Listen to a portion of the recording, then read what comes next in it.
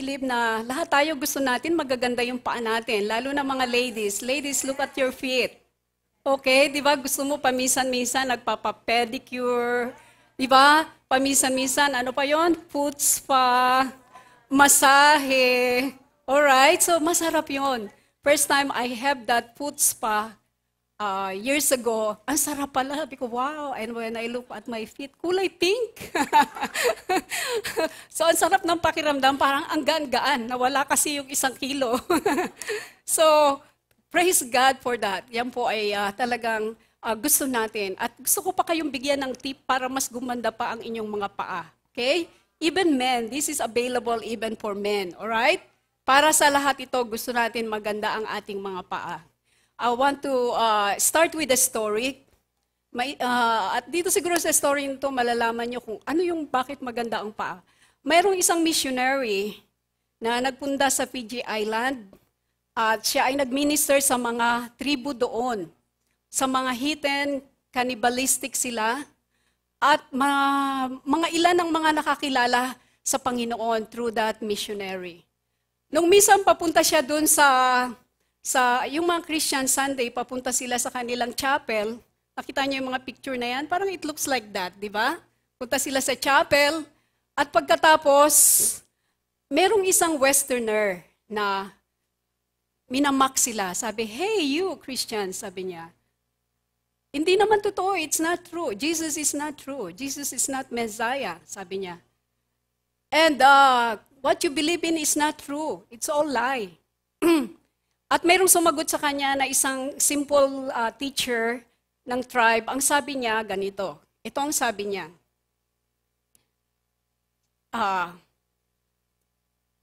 So ang sabi niya is this.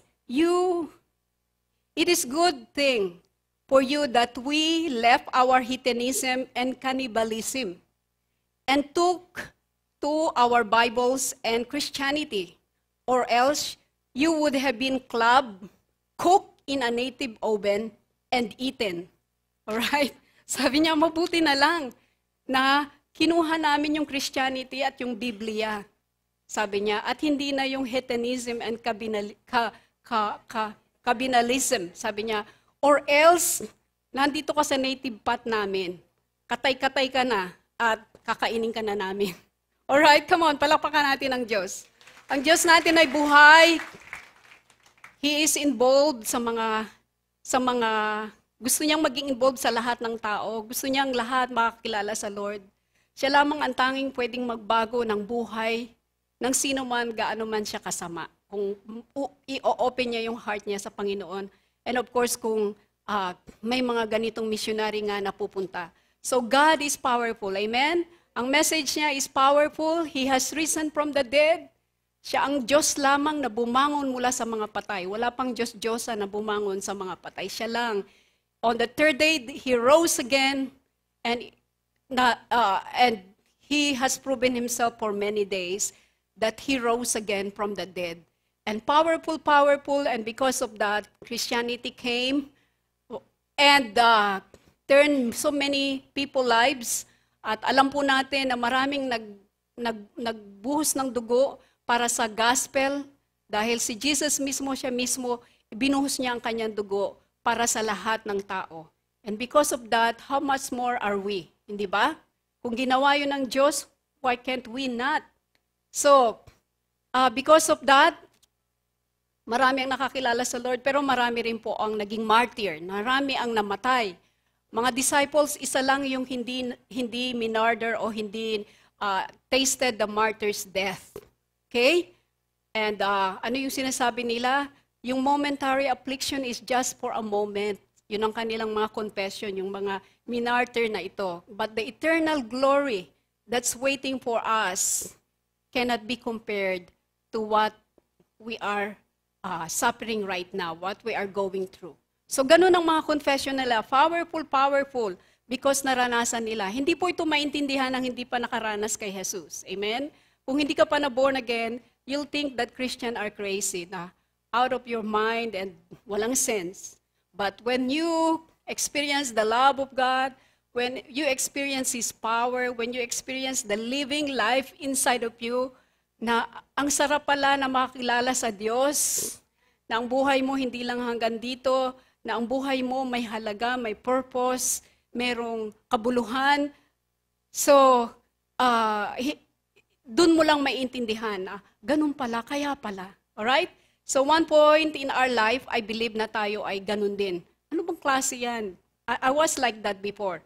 Alright? Na, bakit ba ganyan yan? Laging dalang Bible, laging nagsishare. Parang yung mga ganong mga iniisip natin. Yet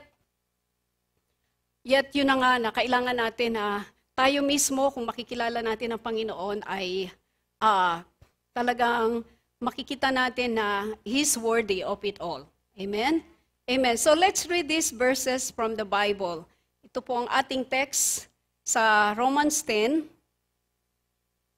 Romans 10:9 verses 9. So sabi rito, you declare with your mouth, if you declare with your mouth Jesus is Lord and believe in your heart that God raised Him from the dead, you will be saved. For it is with your heart that you believe and are justified, and it is with your mouth that you profess your faith and are saved. So when we believe in our heart, confess with our mouth that Jesus is Lord, that Jesus died and has risen again, we will be saved. As Scripture says, sa verse 11, anyone who believes in Him will never be put to shame. Praise God for that promises. Verse 12, there is no difference between Jew and Gentile. The same Lord is Lord of all and richly blesses all who call on Him. For everyone who calls on the name of the Lord will be saved. How then can they call? Ito po yung tanong. How then can they call on the one they have not believed in? And how can they believe in the one of whom they have not heard? And how can they hear without something preaching to them? And how can anyone preach unless they are sent? As it is written, how beautiful are the feet of those who bring good news. Amen? Ito nga yung sinasabi kong magagandang paa. How beautiful are the feet of those who bring good news. Praise God for that. At may isang translation, how beautiful are the feet of those on the mountains that preach the gospel of Christ. So may isang ganong translation. So that's really something. So, ang tanong po rito is, yes, we have the gospel, we have the message, talagang totoo siya, yet, kung alam nating napakahalaga nito, we have to do something about it. Amen? Ang tanong po sa atin ay hindi yung, are you a missionary? Ang tanong, what are you doing for missions? Sabihin mo nga yun sa katabi mo, what are you doing for missions? Hindi po ang tanong, are you a missionary? Dahil hindi lahat pupunta. Okay? Sabihin mo, salamat sa Lord.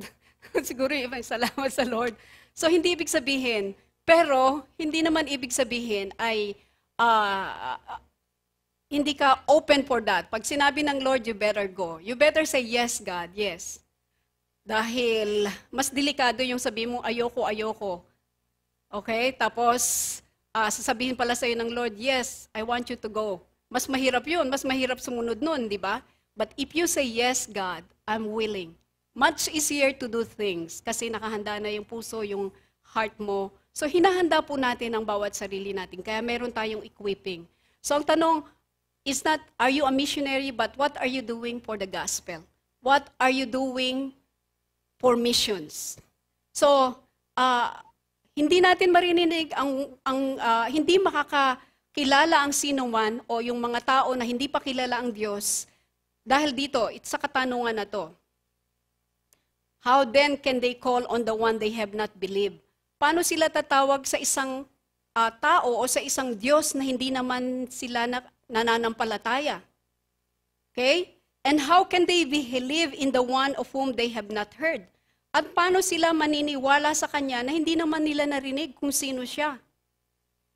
And how can they hear without someone preaching to them? At paano naman sila maniniwala kung wala naman silang narinig na nagbahagi ng magandang balita sa kanila? Paano? And the last question is, sabi rito, and how can they hear without, and how can anyone preach unless they are sent?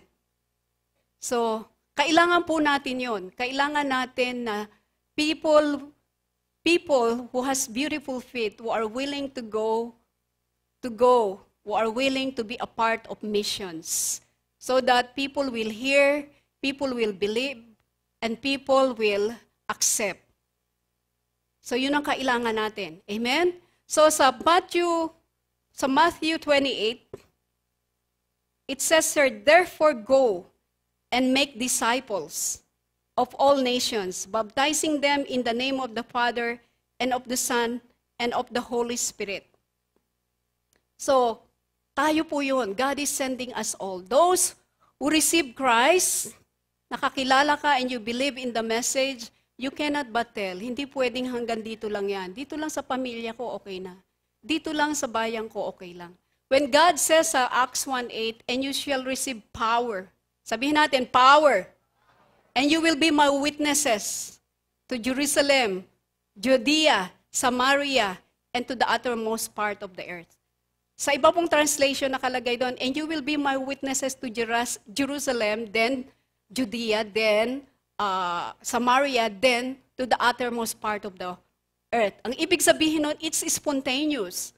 Someone from here sharing the gospel around us, someone are going to the nearby towns, someone are going to different maybe provinces, and someone are going to different places in Asia.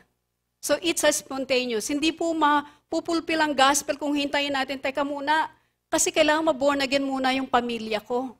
Wag muna kasi hindi pa nga ako makapag-share dito sa trabaho namin o sa school. Hindi po pwede yun. Kailangan po na we're doing something para sa missions. Yan po yung heartbeat ng Panginoon. Nais niya na kunin natin na pumunta tayo. Sabi niya, I have given you the nation as your inheritance. Inheritance po natin yan. Yung iba, maaaring pupunta ron for tent maker, ikaw ay nagtatrabaho, yet your very purpose is to share the gospel to the people there. Maging part ka ng church doon na wherein you can bring people to come to know the Lord. Alright? Hindi lang po tayo nandoon para lang ma-bless tayo, okay? Kundi nandun tayo to be a blessing to others because we have Jesus inside us. If we have Jesus inside us, we will be a blessing anywhere we go. Amen? I-declare mo yan, I would be a blessing because Jesus lives inside me. Jesus said, you will be a blessing to others. So tayo po ay pagpapala. We are the light. We are the salt. Hindi maari na hindi tayo makapag-influensya ng iba. Use your position. Use your work. Use whatever you have to bring influence, to bring people to Christ. Amen? Come on, palakpakan po natin ang Panginoon. Thank you, God. Praise you, Jesus. Amen. So, ang tinatawag rito na, therefore go and make disciples of all nations. Ang all nations dito is translated in the Greek word as ethne, meaning ethnic people groups, from which we get our English word ethnic. And while it is translated throughout the New Testament, sa New Testament it's being translated as nations, Gentiles, or peoples. Pero ang original word po niya ay ethnic. Ano ba ibig sabihin ng mga ethnic? It is literally a reference to people groups. People groups, or in other words, group of people with a unifying ethnic identity. May kakaiba silang kultura, language, belief, system, katulad ng mga Maranao, Aitax, Batak, various Muslim group, and other Hindus, religion, and Buddhism. So these are what we call the ethnic people or the different people groups. So in order for us to reach them, it takes so much effort. Amen? Just to send a missionary is so much effort, so expensive. So we have to really make an effort. We need to be intentional. Sabihin natin intentional. So we need to plan. We need to really ask God, seek God about this. So, to give you some information about kung ano yung tinatawag na ethnic group. Of the 16,445 ethnic groups, mga different groups yan, on the planet, there are still 9,335 who have a strong enough Christians presence. 2% or more than they can evangelize their own people. But there are still, 7,060 people groups all around the world that still have no significant 2% Christian witness in their culture.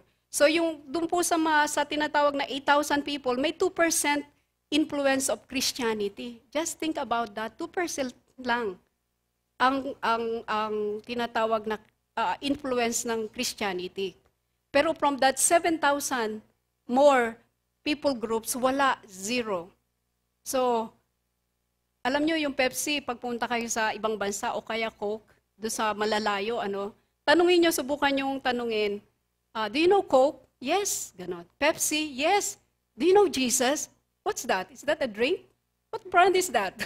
So, alam nyo yon, pag tinanong nyo yon, kung tunay kang Christian, something would happen to you. Wow, I need to do something. Kailangan ko na may gawin. Dahil this is my King of Kings, my Lord of Lords. Yung tinuro ko sa inyo nung last Sunday, sabi ni David, I want the world to know that there is a God in Israel. That He is the King of Kings and the Lord of Lords. Is there not a cause? Sabi ni David, di ba? He will not give anything to God without cause. So sabi niya, is there not a cause? Ibig sabihin, magsasacrifice siya everything para makilala ang Diyos. So, I pray na hindi lang po ito sa ating magandang turo, kundi talagang ipapractice natin to and we would really do something, make a decision about it. So itong mga taong to, they need an outside help in order to reach them. So Thailand, meron lang 0.7% o wala pang 0.7%, wala pang 1% ang mga Christian, kasama na ang Catholics doon. So ang Pilipinas po, medyo unique ang ating sitwasyon. We are the only Christian country. Praise God for that. Amen? So palakpakan natin ang Panginoon. Sana man lang makilala tayo as, wow, this Philippines is really the only Christian country. Wow, talagang makilala man lang tayo na if we need someone na talaga to impact the nation, kailangan natin ng mga Pilipino na pumunta doon dahil Christian country. Makilala tayo na a God-fearing nations. Amen? So bilang Kristiyano, mag-stand po tayo for righteousness. Mag-stand tayo for holiness. Mag-stand tayo for what is right. Mag-stand tayo when it comes to compromise, we have to say no. We have to be a Christian. We have to stand for our belief. Dahil tayo po is a Christian country. At kung titingnan natin itong mga nasa paligid ng ating bansa, ay katulad ng Thailand, Cambodia, Laos, Vietnam, China, Burma, Malaysia, Indonesia, Japan, Brunei. All this has so much unreached people groups. Within 2 to 3 hours flight from the Philippines. So, tayo po nasa strategic location tayo to reach the Asian nation. And the Asian nation has like I don't know, 1/2 or more than half of the population is nandito sa Asia. So that puts more weight na talagang we need to be able to go and reach them for the gospel. Amen? At sabihin natin, wala akong pera wala ako nito wala ako nun if we are willing, sabi nga kung gusto mo, anong tawag doon? Sabi nila, kung may gusto, may paraan. Kung ayaw, may dahilan. Aba, everybody knows. Nagra-rhyme pa. Alright, so if we really want, if we really believe, maglay po tayo ng aside para sa gospel. Amen? Bilang Christian, Lord, 10% is my tithes, 10% is for the mission, for the nations of the world. Para kung ako tatawagin mo ron for short-term mission, I could go there. Maganda po, everyone will go there, even short-term mission lang, para ma-feel natin yung feel na, wow, Sobra palang layo nila sa Lord. Sobra palang hindi nila kilala ang Panginoon. We need to go. We need to experience that, to do a short mission trip. We need to set aside finances para kapag sinabi ni Lord yan, may nakatabi ka na, konti na lang yung itatabi mo for missions, okay? At para pag meron tayong mga mission like mission Sunday, at least ma-bless po natin yung mga missionaryong dumarating, ma-meet yung mga needs ng pangailangan ng mga churches nila. Amen? Andiyan po ba kayo? Naalala ko yung isang missionary, siya ay dating lumpo, si Hengkat. Siya po ay lumpo for over 20 years. Chinese siya, taga Malaysia. At pagkatapos, lumpo siya. In short, po ay pina-opera niya yung kanyang paa. Kasi yung paa niya club fit, dalawa, nakaganon. Pina-opera niya, tapos hindi pa rin siya gumagaling. Yung sister niya na isang Christian, dinala siya sa church. At uma-attend na siya ng church. Tapos sabi niya, bakit hindi pa ako gumagaling? And then, the pastor shared to him because siguro dahil sa hindi mo pa talaga totally 100% binigay ang buhay mo sa Lord. So, nagkaroon siya ng tinatawag na 100% born-again experience. Sinuko niya yung buhay niya sa Lord. At he received a word. Habang pupunta siya sa church, pupunta siya yung Mark, if I'm not mistaken, Mark 1:35, it says there, and with God, nothing is impossible. Or with Him, nothing is impossible. Can you just check on that, please? Mark 1:35. No, not Mark 1:35. Luke 1:37. Okay, thank you. Salamat, may kausap ako. God bless you. Lahat naman kayo nandiyan, nagre-respond. You're very good. So, we could see na with God, there is nothing impossible. With him who believes, there is nothing impossible. Kinukot niya yung verses na yan, naging so real sa life niya yon na yung kanyang club foot na naoperahan ng twice, na hindi siya sa gumaling, na born again siya, nakilala siya sa Lord, nag-grow siya in the Word, nag-grow siya sa mga kailangan, mga personal, spiritual discipline para siya lumago. At nung talagang nag-grow siya, at unti-unti in-exercise niya yung verses na yan. Siya po ay unti-unti na humahawak dun sa mga kakapitan para lumakad lang. Dun sa bed niya, humahawak siya, dun sa haligi, humahawak siya, and usually he does it by himself only kasi pipigilan siya ng mga relatives niya. Until one day, amazingly, lumakas ng lumakas ang katawan niya at siya ay nakakalakad na. Amen. Palakpakan natin ang Lord. At alam niyo po ang nangyari sa kanya, nakatapos siya ng college actually, nung lumpo siya, nakatapos siya ng college at nakatapos siya ng law. At alam niyo ngayon kung ano na siya, nakapag-asawa siya ng Chinese girl and he is a missionary now in the mountains of China. Come on, give the Lord a praise. Hallelujah. Kaya how beautiful are the feet of them who walk on the mountains, or how beautiful are the feet of them who preach the gospel of Christ. Amen? So God is good. God is, wala pong, however we want to help, we can help. However we want na maging part ng mission, we can do it. Ang tanong is not, are you a missionary? But the question is, what are you doing for missions? You can support a missionary financially. Meron po tayong mga pledge card dyan. We can support yung kanilang church planting. We can support yung mga pangailangan nila. Siyempre, talagang so expensive to send missionaries. We can also go there and visit, be an encourager sa kanila, or through the Facebook. Pwede rin po tayo na, as a prayer warrior, kung yun ang gusto mong gawin, join the prayer group na nagpipray sa mga missionary. So, pwede po yan. At kung ano yung mga newsletter nila, pag pinadalahan kayo, ipag-pray nyo lagi. That is very powerful.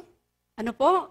So, there are many ways, And you can also be a part of a sender. Yun na nga. Ibig sabihin ng sender, kayo yung nagpapadala. Tayo po, yung church natin ang nagpapadala.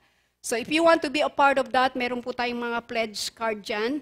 At meron po tayo na mga kaparaanan upang talagang maging part tayo ng mission.